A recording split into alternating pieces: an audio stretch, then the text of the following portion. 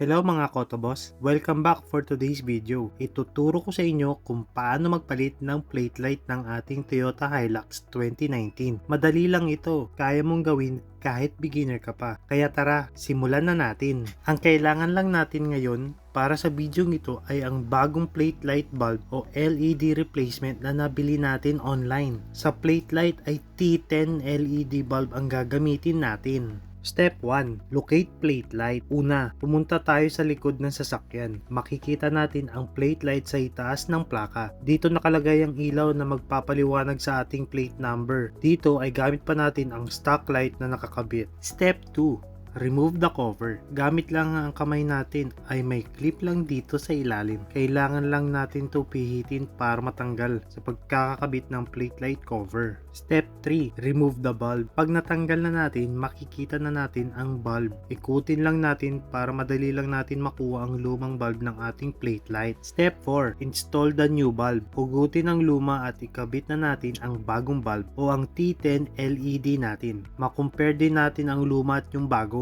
Plug and play lang mga boss, ganun lang kadali. After natin makabit ay kailangan din muna i-check kung umiilaw. Step 5. Test the light. Syempre bago natin ibalik ang cover, i-on muna natin ang ilaw para siguradong gumagana ang bagong kabit nating T10 LED light bulb. Step 6. Reinstall the cover. Kapag okay na, ibalik na natin at pihitin ulit para mag-lock at i-snap pabalik sa pwesto. At ayan mga Kotobos, ganun lang kadali magpalit ng plate light. Kung nagustuhan mo ang video na to, don't forget to like, share at mag-subscribe para sa mas marami pang DIY tips. Salamat at kita-kits sa next video!